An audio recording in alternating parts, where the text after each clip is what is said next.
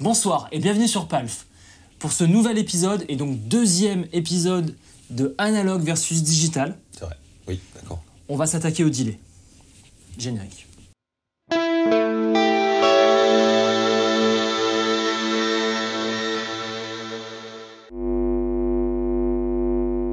Donc Gaël, toi qui aimes les delays. Non, c'est faux. Pas du tout. Je déteste les delays. Tu nous diras pas, parce que sinon c'est du spoil, celui que t'as aimé en testant ce petit pedalboard. Mais voilà, le but du sujet aujourd'hui... Non, mais il ne pointe pas du doigt ce qui est intéressant. Pas du tout. Le but de cet épisode, c'est de comparer les pédales analogiques versus les pédales digitales. Oui. Alors, on a été un peu salaud sur la première vidéo, on a fait les drives. On a commencé par les drives, ce qui était sûr que l'analogique allait gagner. Là, on rentre dans le delay. Il y en a, ils sont caca. Il y en a, ils sont caca. On rentre dans le delay. C'est moi qui ai dit.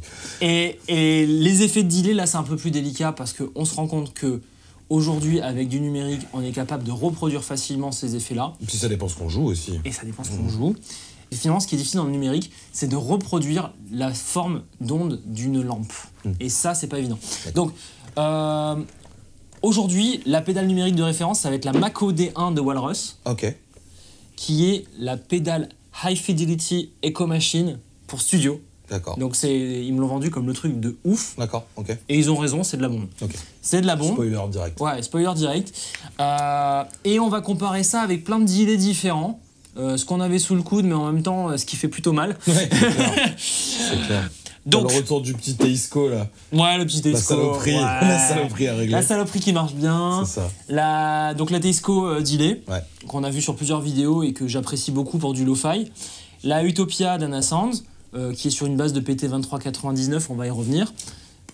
Ouais, voilà, je parle en chinois, mais je vais expliquer tout ça. PT2399, ça me semble clair. La Dodd Rubberneck et la JHS sont deux pédales analogues BBD. D'accord. On va y revenir aussi. La Rubberneck, c'est notre ami Loïc qui a bossé sur les delays qui nous la prête. D'accord. Et la JHS, à la Panther Cub, ils nous l'ont envoyé parce qu'ils voulaient qu'on en parle. Ça, c'est sympa. C'est super sympa. Et donc, on est parti pour ce comparatif. Ce que je vais faire avant de démarrer le comparatif, c'est que je vais vous expliquer les différentes technos de délai. Parce que je pense que c'est important. Vous pouvez parler entre vous pendant ce moment. Voilà, allez, c'est le moment de décapsuler la bière, d'attendre un petit peu. Alors, à l'époque, il fut un temps, je vous passe certains détails comme les delays avec de l'huile, tout. Enfin, je vous passe des détails. Des delays avec de l'huile. Ouais, des bains d'huile. Ah d'accord. Ouais, les oil cans, ça s'appelle. D'accord, ok. Ouais, bon. Moi, j'en étais sur la bande, tu vois. La bande, ça arrivait juste après. D'accord, ok. La bande, c'est le delay analogique de référence que tout le monde veut retrouver. Ok. Donc ça, vous allez sur le site d'Anasound, sur la partie blog.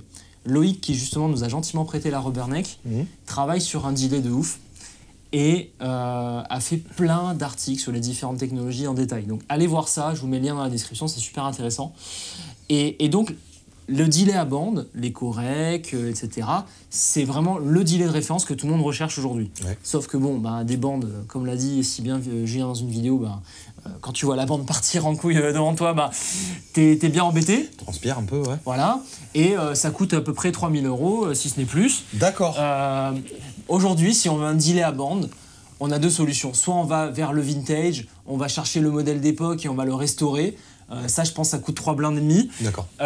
Ou alors, il y a Ecofix, ou même T-Rex, comme tu disais, qui ont fait le réplicateur. Mais T-Rex, c'est une petite cassette. Oui. Là, Ecofix, c'est le gros modèle avec les grosses bornes et tout. D'accord, ok. Ouais, le truc qui prend pas du tout de place sur un board, quoi. Tu mets pas sur un board, justement. C'est la taille d'un ampli, ça coûte 2000 balles. Voilà. Honnêtement, j'aimerais bien en tester un. Et du coup... Les mecs de Ecofix, faites un geste pour un copain, s'il vous plaît. Voilà. Ils m'ont dit que malgré tout, même si c'est 2000 balles, ils sont en rupture de stock constante. Ça m'étonne pas. Ça franchement, c'est ouf. Et du coup, est apparu dans les années 70 le delay BBD. D'accord.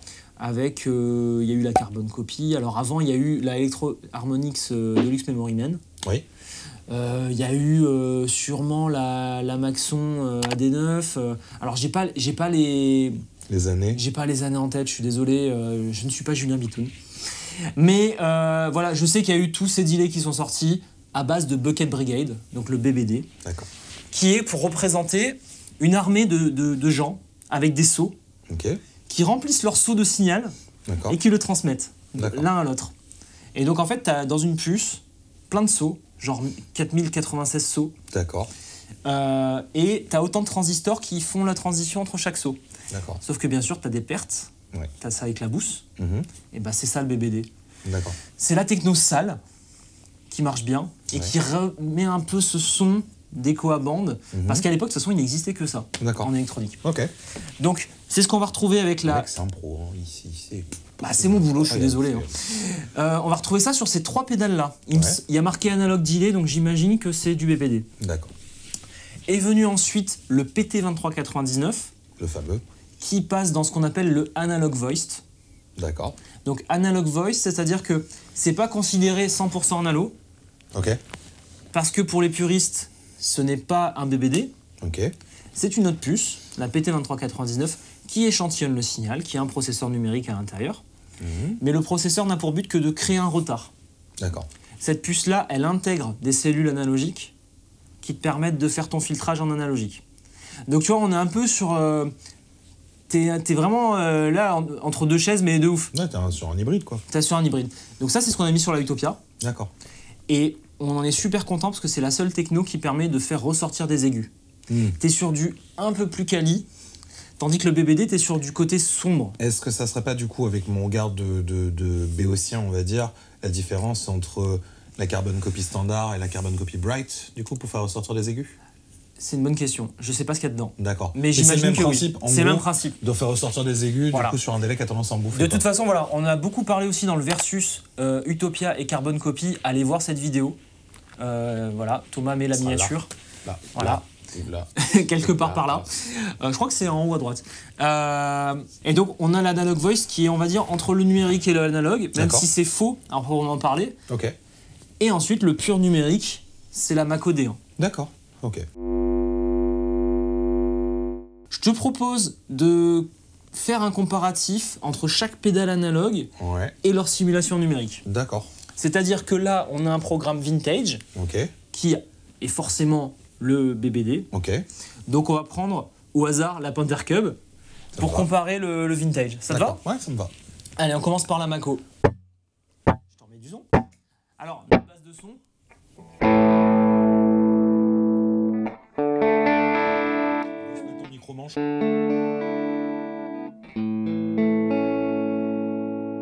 Là, on est sur un Victory Kraken avec un 212 et une superbe Strat. Oui, que nous a prêté le magnifique Jim de Guitar Maniac. Merci Guitar Maniac. C'est une belle petite player series, c'est les nouvelles, avec les 22 cases et le vibrato en 2 points et un double. Voilà, si vous voulez acheter une guitare sur Nice, hein. Vous allez chez Jim. Voilà. Vous lui dites bonjour de notre part aussi. Voilà. Bon, allez, on écoute ça. Allez.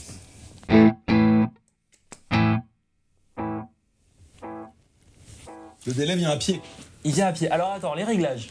Oui, on a le time un peu poussé. Vas-y, joue ton truc, je vais régler. Ça marche.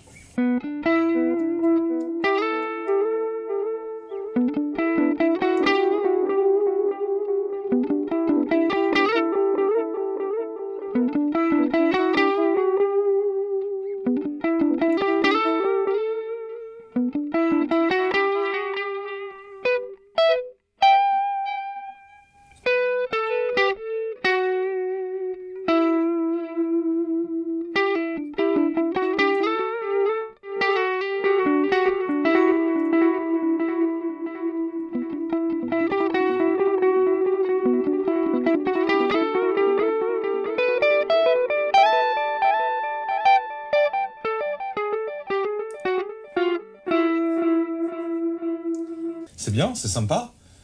C'est sympa. Ça manquait peut-être un poil de chaleur et de remplissage, j'ai trouvé comme ça. Il y a un truc qui s'appelle Age. D'accord. J'imagine que c'est une histoire de bande qui a pris cher. Ah ouais. Viens voir. Viens voir. Attends, je te bypassé.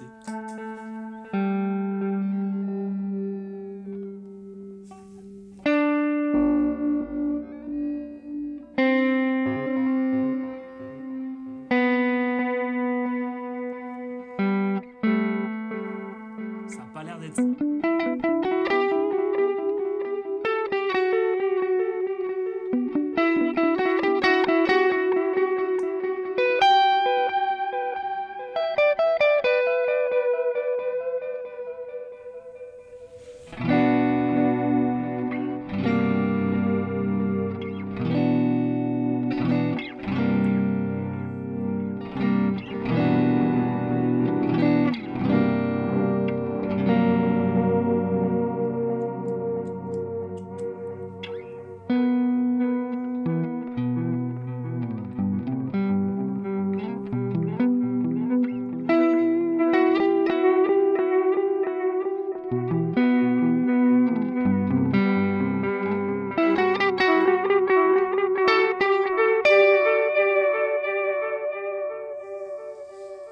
est quand même sur quelque chose d'intéressant là. C'est super. Là, on a trouvé le réglage. Ouais. Bah, moi, j'adore la modulation sur les deals analogiques. Oui. Et le programme C, finalement, est celui qui collait le mieux. Ouais. Donc voilà, tu peux taper ton tempo, tu te prends pas la tête, ça marche bien. Non, c'est cool. Bon, l'avantage des delays numériques, on l'a vu tout de suite, il n'y a pas un pet de bruit. Ouais, c'est ça. Parce qu'il n'y a pas de techno en fait, hein. C'est dans un processeur, ils font leur code, ils prennent le meilleur du son. Donc ça, c'est l'avantage qu'on peut leur donner. L'inconvénient qu'on voit dès le début, c'est que si tu n'as pas sorti le manuel, tu sais pas où t'es. C'est un peu plus dur à prendre en main, puis c'est surtout les machines très très complètes. Après, c'est ça. C'est comme tous les produits. D'expérience, j'ai l'impression que les utilisateurs de délai, c'est soit t'as les mecs comme moi, super simples, il leur faut 3 boutons et ils set un truc et tout, voilà. Ouais, la Utopia. Voilà. Soit t'as vraiment le mec qui a besoin de rentrer au fond du truc, etc. Tu vois, sans mauvais jeu de mots, mais qui a besoin vraiment de faire ces réglages très très fins et tout et tout. Mais c'est intéressant. Alors bien sûr, il est stéréo.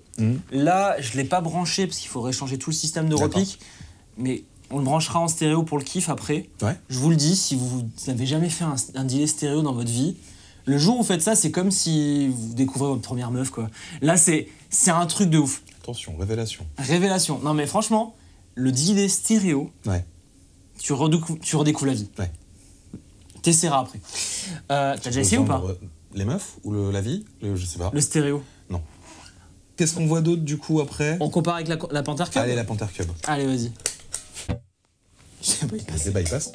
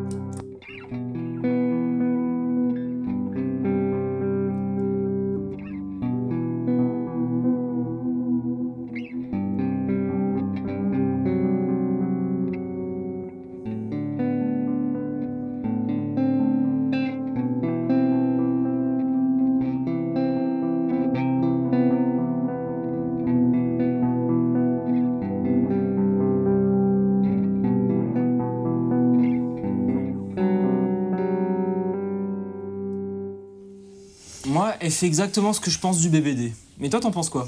Alors, moi, je vais laisser vraiment les considérations techniques de côté. Ouais. Moi, au niveau du jeu, je préfère la JHS. Ok. Je préfère la JHS. Toi, quand tu joues, tu préfères? Ouais, pour la sensation de jeu. Pour en fait, t'aimes bien le côté englobant. Alors, elle a ce côté englobant, mais je trouve qu'elle est plus légère en termes de... Enfin, un adjectif comme ça. Elle est plus légère en termes d'effet. Elle ramène une autre dimension au jeu, si tu veux. Ah ouais, je vois ce que tu veux dire. Ça te donne une impression de volume. C'est un volume, volume en plus. Et moi, c'est ce que j'aime pas dans le BBD. Ça fait quand même son espèce de côté. Enfin, tu vois, ça alourdit pas le son. Tu vois, ça décolle quand même comme il faut. Parce qu'on a monté l'EQ. L'EQ, c'est vachement pratique. D'ailleurs, c'est assez rare un EQ sur un delay. Sur un delay, c'est ce que je regardais tout à l'heure, effectivement. Et c'est super bien le delay. Tu compenses vraiment ta perte d'aigu comme ça. C'est cool. Bah, le BBD, techniquement, il est obligé de couper des aigus. Ouais. C'est le problème. Et moi, c'est ce que je lui reproche, parce que tu vois, là, on est sur un réglage vintage sur la D1, et je kiffe ce son. D'accord. Ça se détache bien. J'adore les aigus dans un delay. Mais ça, c'est très personnel, en fait. Ouais, c'est ça, c'est très personnel. Ok, on teste la même chose sur la Ruberneck, juste pour voir. Ça marche. Tu veux des bypass? Je te dis bypass.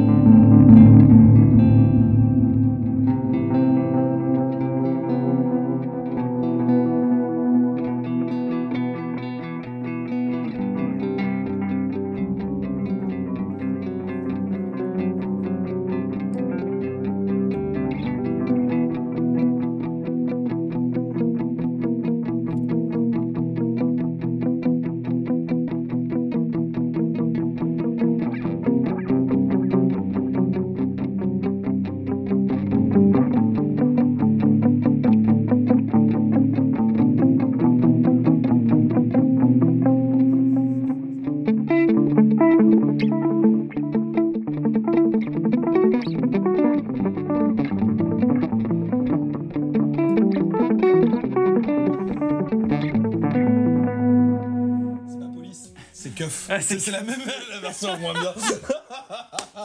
Oh putain. Merde. Là, quand je t'ai mis l'accroche potée, je t'ai tué. Ah là, c'était fini, tu m'as perdu totalement au passage. Sympa. Ah, moi, je préfère la Rubberneck. Ouais. Alors, je préfère. C'est vite dit. En fait, c'est beaucoup plus complexe à appréhender. Oui, je trouve, ouais. Enfin, à l'oreille de ce que En fait, ce que j'aime bien, c'est le côté note détachée. Voilà. C'est personnel, encore une fois. Toi, t'aimes bien le côté envoûtant. Ouais. Regarde, on se l'armée, vite fait, hein, juste pour tester. Ah, voilà.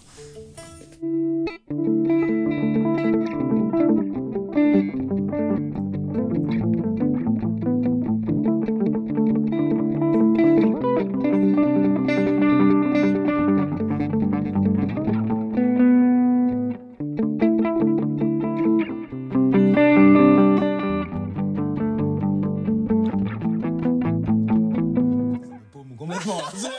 Ma paumée à la... Ah, je t'ai tué au figure rythmique.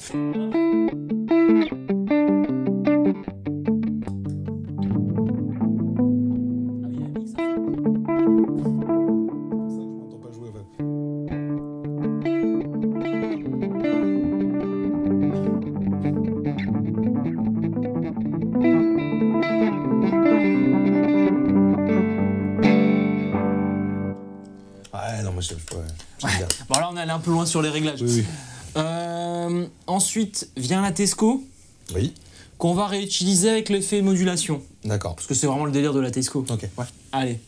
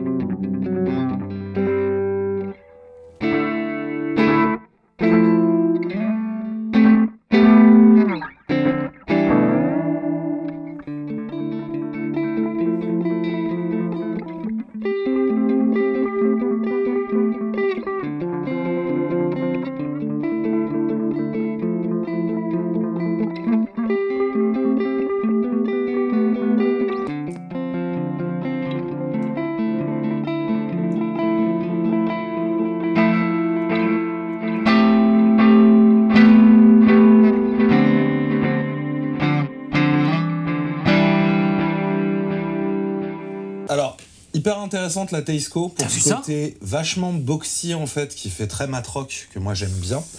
Ça se dénote vachement, ça sort du mix. Ouais. J'aime bien. Plus difficile à jouer. Je trouve elle accompagne moins de jeux que l'autre. Ah oui, c'est un nouvel instrument. Plus caractériel. Ouais. C'est un peu plus difficile. Enfin, j'étais plus en galère dessus, mais par contre, niveau son, c'était. Ouais, c'est bien. Ouais, j'étais content aussi. Hein. Ouais. Surtout quand t'as réussi à la fin, j'ai réussi un peu à avoir un réglage intéressant. En fait, elle est super dure à régler, quoi. Ouais, elle est dure à régler. Mais une fois que tu l'as, elle sonne super bien. Hein. Ouais. C'est vachement bien. Pour la petite histoire, on a déjà fait une vidéo avec la Teisco dedans. Ouais. Et en fait, à chaque fois, c'est la même chose. La mise en place est difficile, mais une fois que tu l'as. Ouais, c'est à 2% les réglages, quoi. C'est ça. Tu vas tout doucement. En plus, pas de bol, il n'y a pas de tap tempo. Non. C'est le truc dommage. Après, on est sur un delay à 130 balles, un truc comme ça. Hein. Ouais, ça va. Voilà. Une fabrication japonaise. Alors, non Singapour. Singapour, d'accord. Singapour. Okay. On a une vidéo avec Swan. Est-ce que Teisco mérite son succès? Allez voir ça, c'est vraiment intéressant. Moi, je trouve que, voilà, sur le côté vintage, la Mako était exceptionnelle. Oui. Pour du digital, oui. bien que les deux autres originales étaient excellentes. Oui, bien sûr. Mais la modulation, par contre, sur Teisco, je trouve que ça lui a mis une claque. Ah oui, clairement. Ouais. Je trouve que la modulation sur la D1, c'était pas ça. Cette espèce d'effet un peu boxy, comme je te disais, c'est super sympa, quoi. Ouais, c'était super sympa. C'est une vieille copine, ça. Tu ne la connais pas du tout. Je la connais pas du tout. Non. Je l'aime beaucoup. C'est le nom d'Utopia que t'as vendu à Woodbrass. Ah grave, j'en ai vendu des palettes. En même temps, je crois que c'est la pédale que je préfère dans toute la gamme. Même si la reverb est vraiment chouette aussi pour le coup. Oui, mais t'as peut-être moins l'utilité, quoi. Puis après, moi, tu sais, en reverb, je suis... C'est Romain qui en a l'utilité de la reverb. Romain, lui, il kiffe sa reverb. Ouais. Non, moi, c'est vrai qu'en reverb, là, pour le coup, je suis plus de l'école numérique, on va dire, avec celle du Line 6, quoi. Parce que tu peux avoir des reverbs super chimiques et tout. Voilà. Mais c'est vrai qu'il faut le délai, quand même. Et je trouve que, tu vois, du coup, un délai analo et une reverb numérique... C'est un combo qui peut bien le faire, tu vois. Bah moi je fais l'inverse. Mais je comprends. En fait, ce qui est difficile avec les délais analo, c'est d'avoir un temps long, de l'aigu et pas de bruit. Ouais, d'accord. C'est le trio compliqué. Après, encore une fois, pour moi, le délai analogique, c'est toi qui t'adaptes à lui. Oui, complètement. C'est un instrument. Tu peux ton EQ, etc. Et tout. Enfin, ça se voit carrément avec la Teisco. Ah oui, qui est clairement qui a un autre instrument. Tu vas t'adapter. Mais tu vois, si tu as cet état d'esprit pour les delays, essaie de l'adapter la prochaine fois que tu vois une fuzz. Peut-être qu'un jour, ce sera ton ami. Peut-être, je sais pas. En fait, la fuzz, c'est juste que souvent, je lutte trop pour jouer avec, quoi. C'est juste ça qui me... Puis, tu sais, moi, dans ce que je fais, t'as besoin d'une autre saturation, en fait. Bien sûr. Mais je suis persuadé qu'en fait, pour un truc, si un jour, je me fais le délire de me faire un truc vraiment black metal dans les chiottes, tu vois, comme du vrai black metal de vrai. Tu te prends une super fuzz, peut-être. C'est ça, mais directement dans la carte son, tu vois. Les gens ils saignent. Non, c'est ça, les oreilles saignent. Alors attends. Mais tu vois, j'aime pas les fuzz, mais la HM2 qui est très fuzzy. Ça reste une disto. Ah, mais elle est vachement fuzzy. Oui, mais ça reste une disto. Pour un mec qui aime pas la fuzz, c'est ce qui se rapproche le plus d'une fuzz. C'est une disto qui à fond sonne fuzz. Voilà. De toute façon, tu crois que je la joue comment? Oui, je sais, moi je m'en souviens. Ne jouez pas vos HM2, voilà. Vous n'êtes pas David Gilmour, faites du N-Tone à la place. Les gens qui nous disaient dans les commentaires, non, mais il faut baisser le gain et mettre juste le filtre. Non. Oui, mais ça, c'est quand tu peux le faire. Ça s'appelle Gilmour. Alors, on va la tester avec quoi, là la Utopia, on la compare avec quel mode? Parce que là, on a fait modulation, vintage, il y a reverse, dig et dual. Reverse, moi, ça me... Bon, on reste sur vintage. Oui, on reste sur vintage, ouais. Carrément. Alors, refais voir juste le...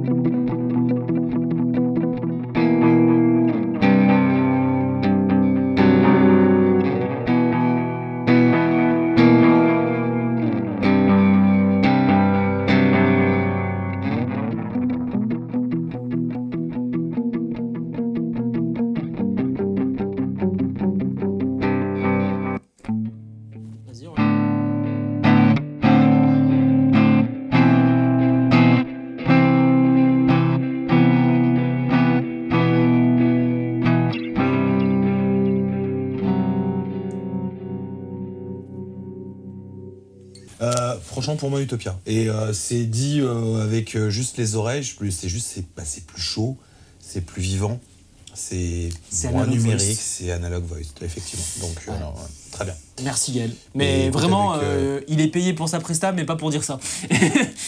Qu'on soit d'accord. Non, c'est vrai. De toute façon, en fait, la Utopia, pour la petite histoire, c'est la première pédale que j'ai eue de chez toi.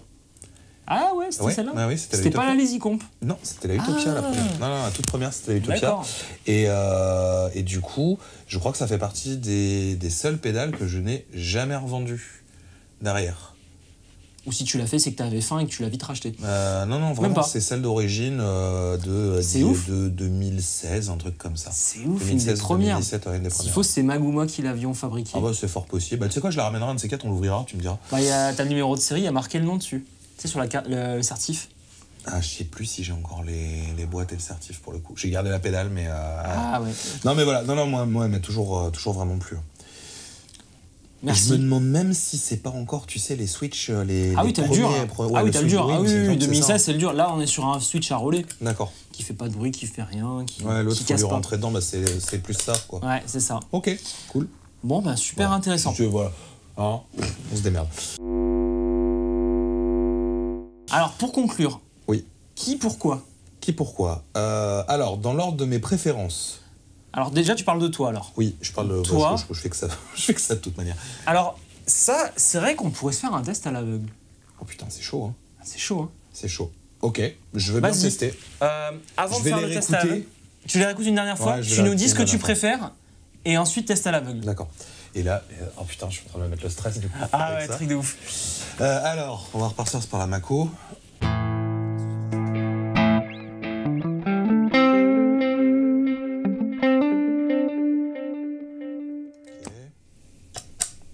Il faut appuyer fort.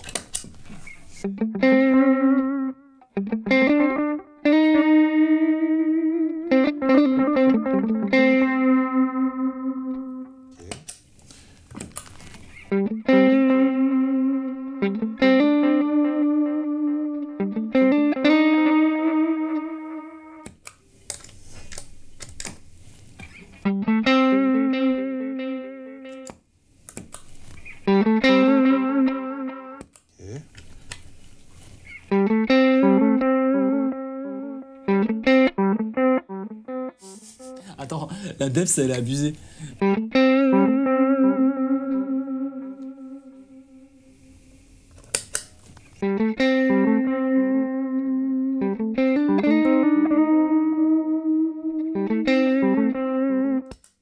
Ça va être très très chaud. Hein. Déjà, t'es vraiment embêté pour choisir, je pense.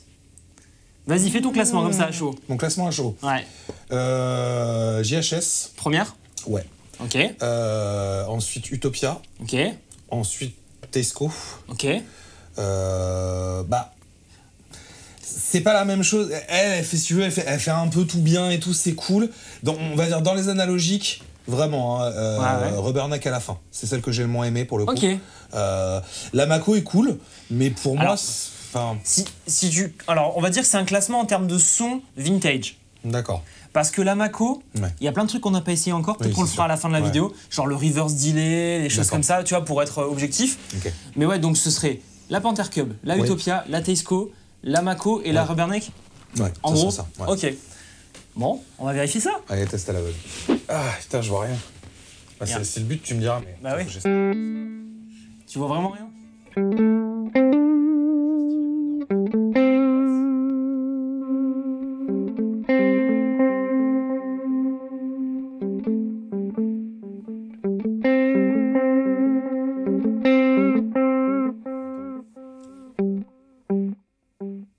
Ça, le délai qui arrive un quart d'heure après. J'hésite. Je dirais c'est la Rubberneck. Est-ce que tu veux que je te dise oui ou non? Ouais, je veux bien. Bravo. C'est la Rubberneck? C'est la Rubberneck. Ok. Bien wesh. Ok, suivante. Allez. Ah.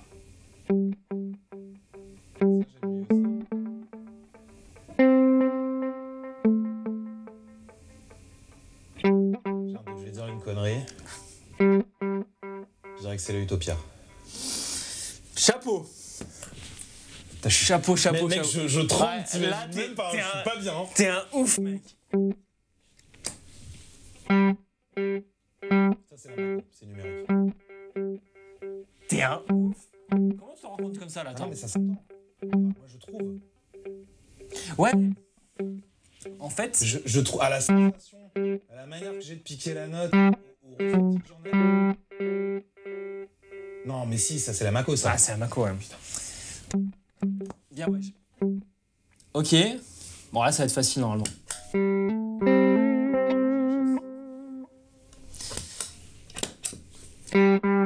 Tesco.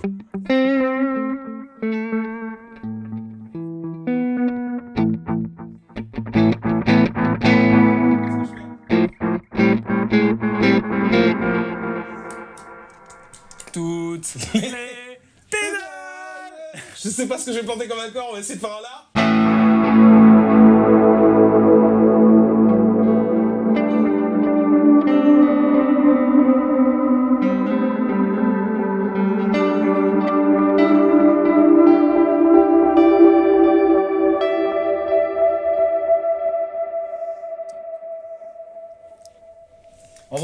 bonsoir. Donc si vous avez 2000 €, bah, vous auriez ce son-là. Ça vaut le coup. Ça vaut le coup. N'hésitez plus. Du coup, j'ai fait un sans faute. T'as fait un sans faute. Franchement, je pense qu'on peut applaudir Gaël. Bravo. Merci. Bravo Gaël. Non, je sais pas, ça m'a semblé un peu... C'était pas évident, mais... C'était pas évident. La première, en fait, m'a fait bugger. Le Rubberneck. Et en fait, le Rubberneck, je vais te dire, je l'ai repéré simplement parce qu'avec son réglage de je joue une note, j'attends 45 minutes, la note arrive... C'était facile. T'es pas du tout dans la bulle, quoi. Non, mais 45 minutes. Après pour le coup, lui c'était vraiment plus difficile. Il a pas le côté englobant et enrobant de la JHS, je trouvais, en tout cas dans le réglage qu'on avait. Et puis après, la Utopia, enfin... la Utopia, tu l'as reconnue direct. Je connais le grain. Puis la Tesco aussi, c'est pareil aussi. Donc, c'était marrant parce que la Mako, c'était vraiment une évidence. Parce que j'ai l'impression numérique, quoi. Il manquait un truc. Ouais, il y avait un truc en moins. Mais c'est pas que c'est pas bien, en fait. Non, c'est qu'il manque certaines fréquences. Il manque certaines fréquences. Ouais, je suis d'accord avec toi. Ok. J'ai plus un poil de sec là, les copains. Alors, après toutes ces émotions, tu remets ta casquette Woodbrass de l'époque. D'accord. Ou Metal Guitar, ce que tu veux. Ouais. Et imagine en face de toi, tu as quelqu'un qui arrive qui te dit je veux un delay. D'accord. Quel delay tu lui conseilles selon son utilisation? C'est ça, c'est qu'est-ce qu'il veut jouer surtout. Ouais, disons voilà, tu dirais la Mako D1, moi je te donne un exemple, la Mako D1, je me dis, le mec il fait du worship, ou alors il fait des trucs un peu chelous, il a besoin d'un reverse delay, il veut toutes les fonctionnalités du monde, il veut un truc high fidelity, un truc vraiment studio, prends la Mako. Il prend la Mako, effectivement. Voilà. Ça c'est écarté. Là, c'est écarté. Après, maintenant, le mec... moi je verrais bien Florent Garcia sur la Tesco. Tu sais, sur les trucs un peu lo-fi qu'il fait, tu vois, les gens qui font un peu du lo-fi. C'est vrai, parce qu'il a un côté assez lo-fi, assez mat rock. Tu vois ce que je veux dire? Ouais, effectivement, ça lui irait bien. Moi, ça ou la JHS. Ça ou la JHS, on pourrait faire un truc sympa avec la JHS, ça c'est clair. Oui, effectivement, pour tous les mecs qui sont dans le lo-fi, dans l'ambiant, etc. Ouais. Pour le mec qui cherche, le fan de boutique et qui aime bien les pédales un peu originales, on va dire un peu chelou, la Rubberneck. Ouais, complètement. Et pour celui qui veut un délai, entre guillemets, un boutique simple pour se lancer, entre guillemets, qui marche bien, pas trop cher. La Utopia, La Utopia, ça serait cool. Et donc la Panther Cup, tu penses pour qui? Celui qui veut un tap tempo en fait. Alors celui qui voudrait un tap tempo, effectivement, même si tu le retrouves sur la Mako, tu le retrouves aussi sur la Rubberneck. Mais qui veut un son un peu chaud et englobant. Ouais. C'est un peu ça l'idée. Tu sais quoi, je raisonne en termes d'artiste, elle m'a fait penser à Devin Townsend. Ah ouais. Tu vois, ce côté gros délai, super enrobant et tout, où t'as vraiment, tu peux y aller. Excuse-moi. Mais c'est pas con de raisonner en termes d'artiste.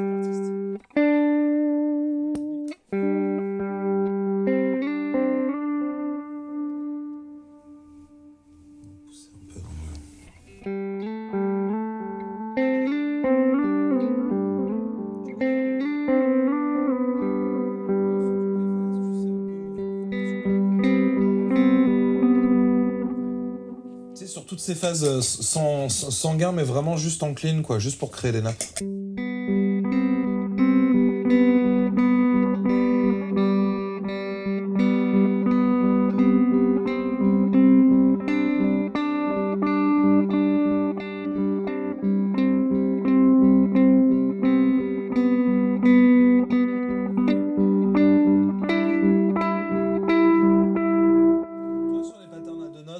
Ça marche bien comme ça.